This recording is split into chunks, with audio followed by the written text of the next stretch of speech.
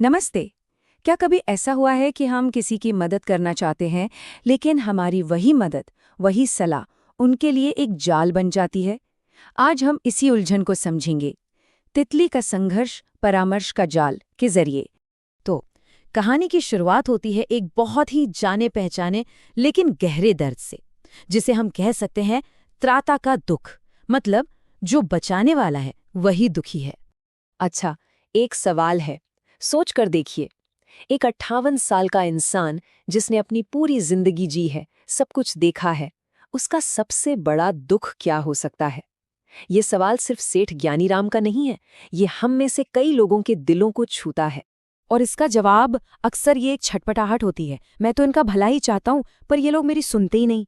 हम सब कहीं ना कहीं अपने प्रियजनों के लिए एक त्राता, एक सेवियर बनना चाहते हैं ना। पर सवाल ये है कि क्या हमारा तरीका हमेशा सही होता भी है? तो चलिए आज इसी बात की गहराई में जाते हैं कि कैसे हमारी अच्छी नीयत, हमारी दया अनजाने में उन्हीं लोगों को कमजोर बना सकती है जिनसे हम सबसे ज्यादा प्यार करते हैं। और इस गहरी बात को समझने के लिए पता है सबसे अच्छा उदाहरण कहाँ मिलता है? प्रकृति में, एक तितली की कहानी में।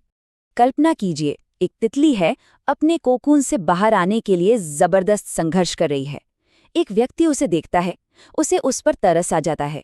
वो सोचता है, अरे इसकी मदद करनी चाहिए, और वो कैंची लेकर सावधानी से उस कोकून को काट देता है। तितली बाहर तो गिर जाती है, पर उसका शरीर सूजा हुआ होता है और पंख एकदम सिकुड़े हुए। वो तितली अपनी पूरी जिंदगी कभी उड़ नहीं पाती। देखिए, मदद के नाम पर उस इंसान ने असल में उस तितली की जिंदगी ही छीन ली। क्यों?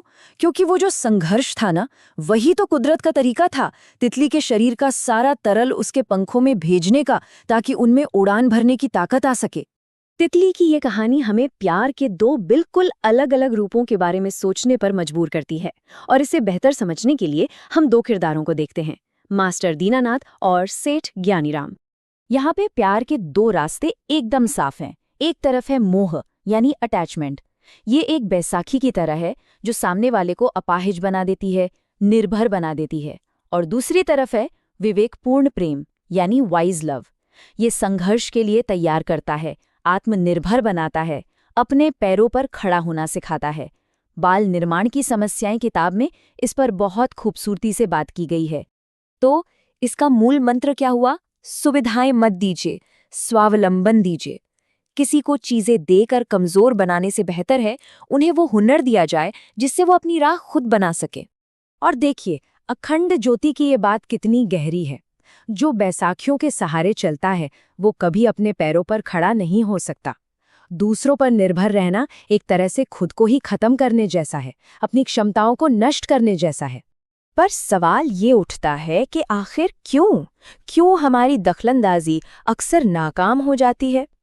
इसका जवाब छिपा है प्रकृति के एक अटल नियम में, और वो नियम है कर्म का।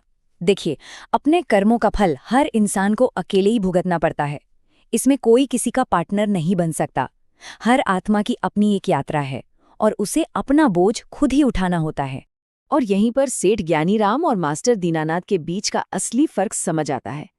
एक है जो सिर्फ उपदेश देते रहते हैं, और दूसरे हैं जो चुपचाप अपने आचरण से, अपने व्यवहार से सिखाते हैं।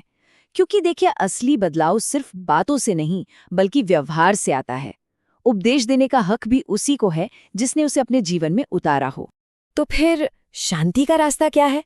इन सब बातों को जानने के बाद हम अपनी जिंदगी में इसे कैसे उतारें? रास्ता एक त्याग से शुरू होता है, और वो त्याग है अपने अहंकार का। उस सोच का त्याग जो कहती है सिर्फ मैं ही सबको ठीक कर सकता हूँ। असल में ये अपने कंट्रोल करने की आदत को छोड़ने का एक बड़ा कदम है। तो चलिए इस पूरी चर्चा को एक संकल्प में बदलते हैं। एक शपथ लेते हैं अपने मन में।